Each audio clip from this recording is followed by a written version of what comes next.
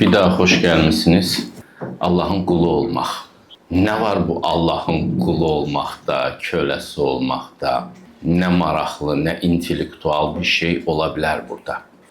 Biz de bu mənaları, həyatdan haqsız yerə silinmiş bu mənaları bərpa elədiyimiz üçün mütləq onların xoşuna gəlməyən tərəfdən də bunu səsləndirməli və izah etməliyik. Çünki mənim özümü də illərlə bu söz çəkindiribdir. Allahın qulu olmaq. Yaxşı da səslənmir sanki. Mənim ustadım Asif Ata belə deyirdi ki, sən necə özünə qul deyə bilirsən? O belə bu məqamı həzm eləyə bilmirdi. Amma mən çox belə uzun yollardan gəldim, çıxdım buna və gördüm ki, bu məna çox möhkəm bir mənadır. Onu biz itirə bilmərik. Təməl mənalar var. Allahın həqiqətindən gələn. Onlar bizim həyatımızda çox vaxt məna kimi yaşayır. Həqiqət kimi deyil. Niyə məna kimi yaşayır deyirəm? Çünki o mədəniyyət elementinə dönüşür. O məna həqiqətin sanki bir işığıdır ki, o çeşitli şəkildə bizim həyatımıza daxil olur. İncəsənətə daxil olur, musiqiyə daxil olur, ədəbiyyata daxil olur, bizim sözlərimizə daxil olur. Məsələn, Azərbaycanlını sənə qurban olum sözündən, ya sənin qadana alım sözündən kənar qavraya bilməzsiniz. Biz o xalqıq ki, şərq xalqları, biz qurban həqiqətini min illərdir yaşayırıq. Bu, İslamdan əvvəl də olub.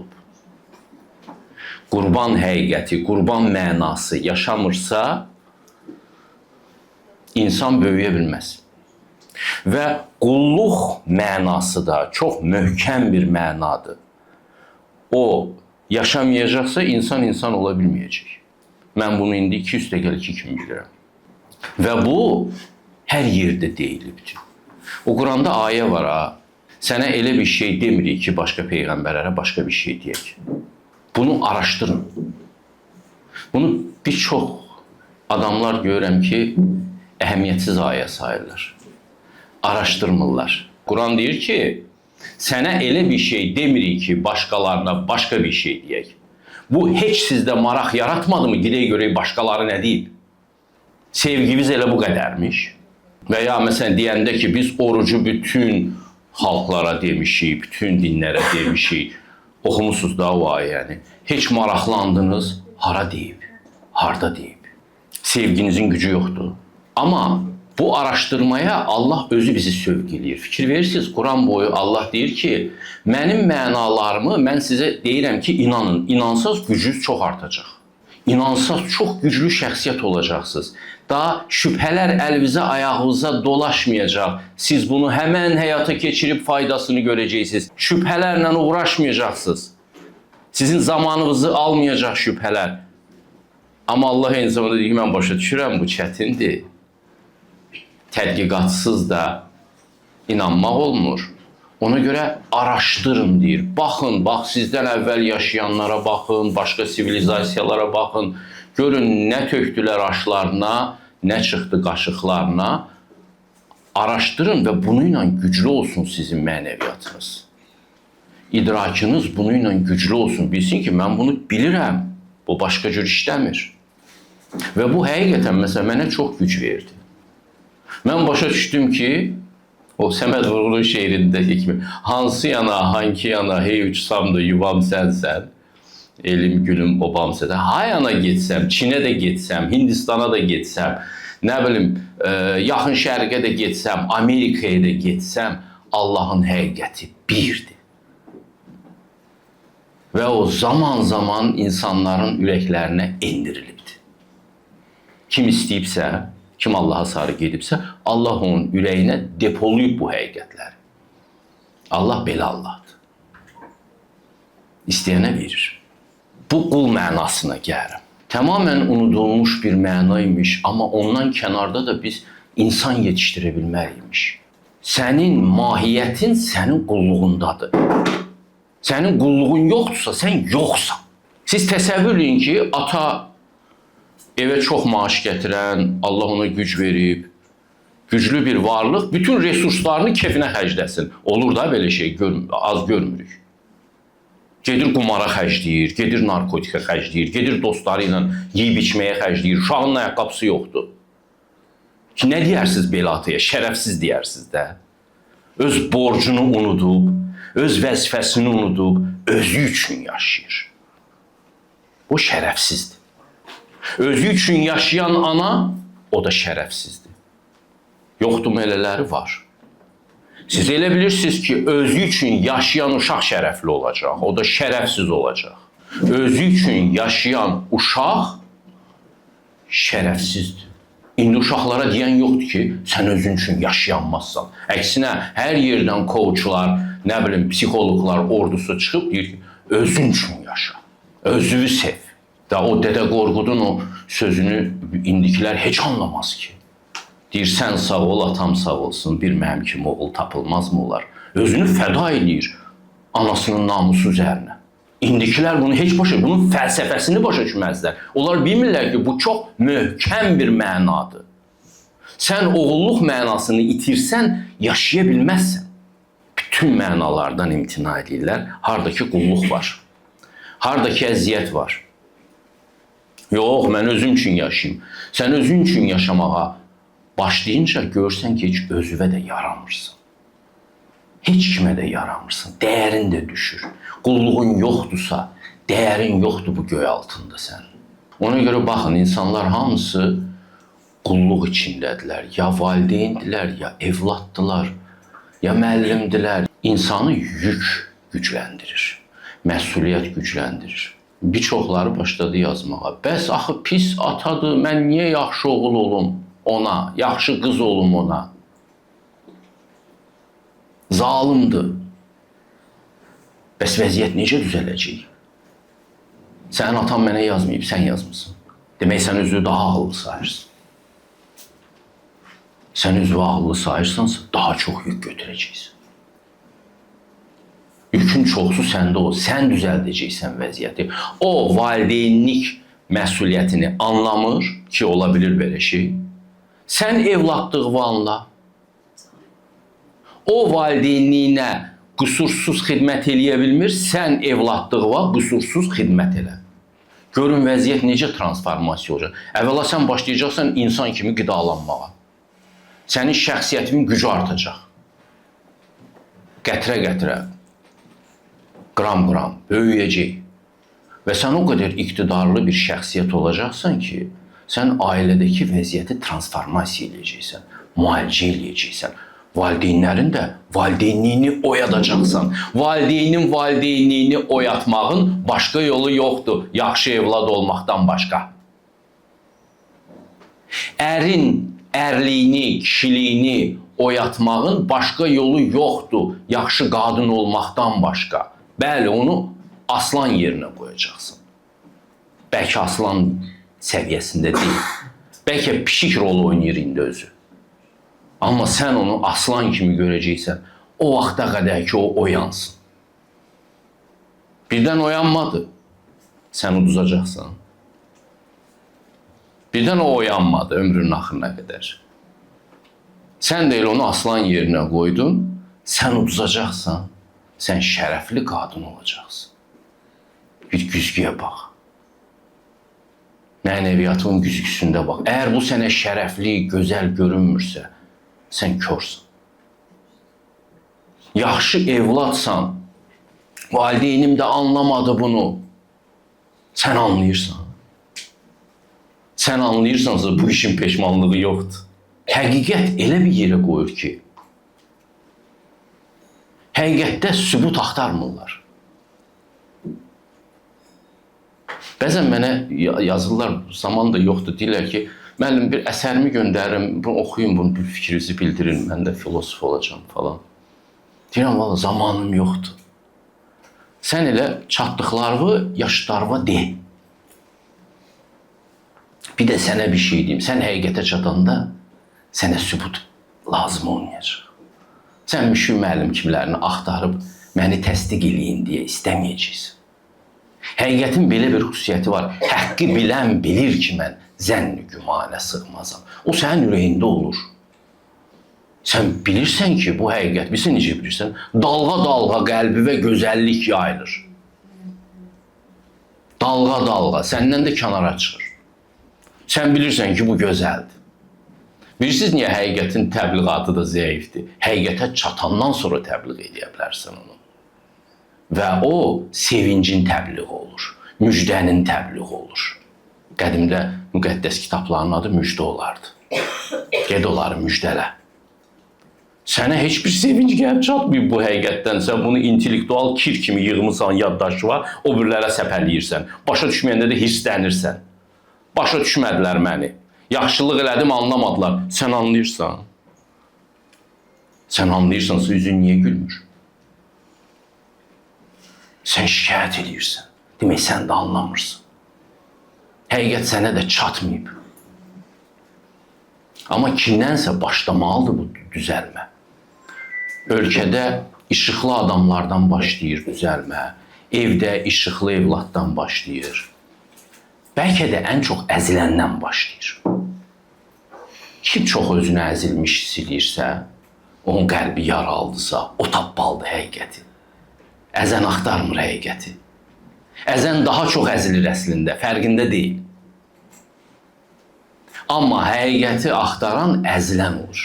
Axtarın da. O qəlbin yaraları nə üçündür? O bir qamçıdır sizi həqiqət axtarmaq üçün. Bir üsuldur. O sığınacaq axtarmaq üçün bir üsuldur.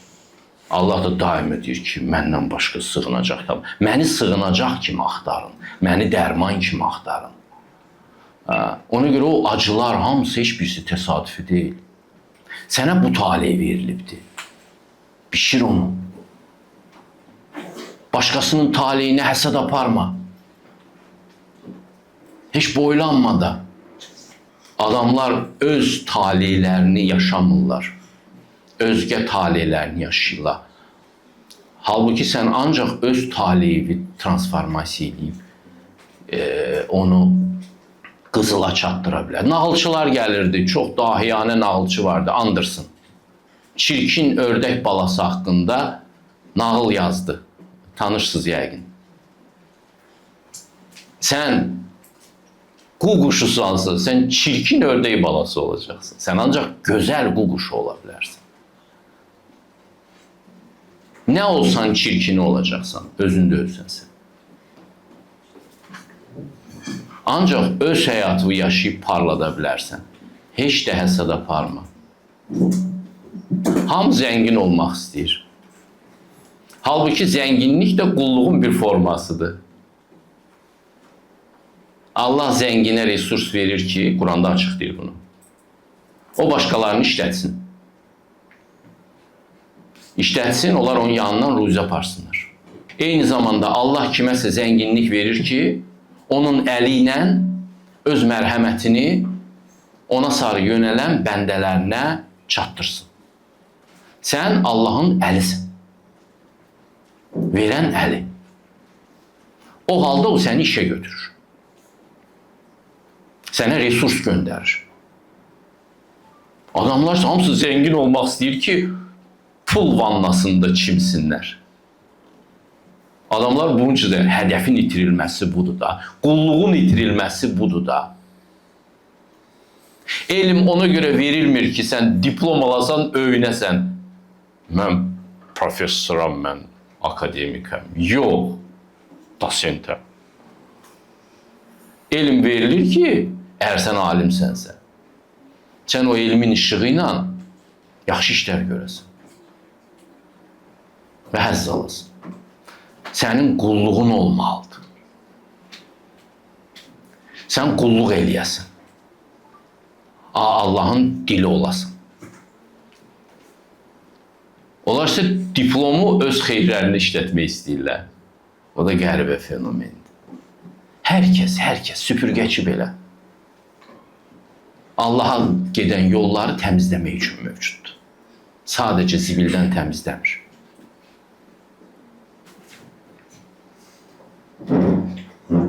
Aşbaz belə. Allahın nemətlərini insanlara dadlı bir şəkildə çatdırmaq üçündür. Şükranlıq oyatmaq üçündür. Keçmişdə insanlar yemək yeyəndə şükür eləyərdilər. Belə bir ənənə vardı. Bu da gedir. İtirdik biz bunu. Yemək yeyəndə şükranlığı itirdik. Yeməkdən bir dişləyə alanda şükür etməyi itirdik.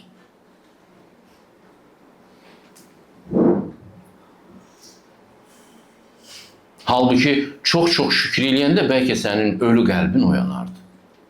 Bu reanimasiyadır. Şükranlıq qəlbin reanimasiyasıdır. Hər tikəni yeyəndə. Hər qurtum suyu içəndə. Bu keçmişlərin axmaq qaydalardır. Yox, bu sənin təbiətinə ən uyğun olanıdır. Eləməyəndə nə günə qarırsın? Quranı oxuyanlar bilir ki, Allah elə bil demensiyalı xəstələrlə danışır. Önəmli mesajlar hər səhifədə xatırlanır. Hər səhifədə. Demensiyalı xəstəyə xatırladan kimi. Çünki o, biz Biden'da gördük ki, 2 addım atır, birdən sözünü unudur ki, nə deməli idi, nə etməli idi. Səhnənin ortası. İnsan elə o gündədir. İnanın ki. 2 addım atır, bilmir nə etməlidir. Məktəbi qurtarır, bilmir nə etməlidir. İnstituta girir, bilmir nə etməlidir. İnstitutu qurtarır, yenə bilmir nə etməlidir. Evlənir, yenə bilmir nə etməlidir. Demensiyalıdır. Ona görə Allah ona xatırladır hər səhifədə. Bax, iman gətirib yaxşılıq eləyənlər, yaxşılıq eləməkdir, qulluq eləməkdir ya. Onlar nicat tapacaqlar. Nə qədər yadına salır. Ona görə biz hər gün heç olmasa bir səhifə oxumalıyıq o kitabdan ki, o bizə o həqiqətləri xatırlatsın. Çünki biz unutqan varlığıq. Biz beləyik. Niyə belə eləyib Allah? Bu dirilmək üçündür. Məsələn, nəfəs alma da. Dünən nəfəs almısan, bəsdir. Hər dəqiqə nəfəs almalısan ki, həyatı özündə bərpa edəsən. Hər dəqiqə yemək yeməlisən, hər gün su içməlisən ki, həyatı özündə bərpa edəsən. Ruhani qida da belədir. Hər dəqiqə həqiqəti xatırlatmalısan ki, ruhun ölməsin, böyüməkdə olsun. Ruh da böyüyəndə o situasiyanı transformasiya edir. Əgər sənin ömründə acılar uzun müddətdə qalıb dəyişmirsə, Allaha küsmə. Sən situasiyanı transformasiya eləyə bilmədin. Kör-körane yaşadın həyatını. Çəkdin o əzabları, hə? Olur elə, məsəl üçün, odun üstünə qoyursan yeməyi, amma odu yaxşı ayarlamamışsan, suyu buxarlanır, xoraya bişmir. Ya da yanır. Yanmış ömürlər də çoxdur. Qulluq mənası insanı dirildən mənadır. Bu mənanı həyatımıza gətirməliyik.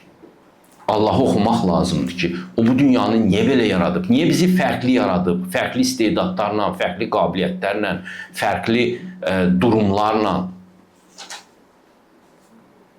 fərqli tamaşalarda rol alırıq elə bir ki. Və bizim qəlblərimizə nə lazımdırsa inkişaf üçün, o situasiyanı bizə verir. Necə ki, məşqçi hər idmançıya hansı qrup əzələlərini inkişaf etdirməlidirsə, ona uyğun çalışmalar verir, ona uyğun yük verir, naqruska verir. Allah da eləcə dağına baxır, qarnını yağdırır. Heç kəsi də daşıyamayacağı bir yüklə yükləmir. Allahın qulu olmaq, Allahın köləsi olmaq deyil. Allahın kölələrə ehtiyacı yoxdur. Allahın işçilərə ehtiyacı var. Nə iş görür insan yer üzündə? İnsan həyatının mənası nədir deyə tez-tez soruşurlar. Quşun həyatının mənası uçmaqdır. Uçuş azadlığının gözəlliyini daşımaqdır. Balıqların həyatının mənası dərinliklərə baş vurmaqdır. Aydın sularda üzməkdir. İnsanın həyatının mənası həqiqət, gözəllik və ədalət paylamaqdır. Yer üzünə səpələməkdir. Nə iş görürsə yaxşı adamlar öz işində məmur ola bilər, rəssam ola bilər, muzikant ola bilər, şair ola bilər, bənna ola bilər, alim ola bilər. Nə olursa olsun, yaxşı adam öz işində ədalət, həqiqət və gözəllik səpir. İnsanın funksiyası budur. İnsan buna qulluq edir. Və etdiyi hər bir şeylə bütün varlıqları Allaha yönləndirir. Ümid yandırır. Xeyirxahlığı ilə, ədaləti ilə gözəllik yaradır. Bu gözəldir. Ədalətli insan, nəcib insan deyir, buludların arxasından görünən ay kimi yeryüzünü işıqlandırır və bu gözəldir.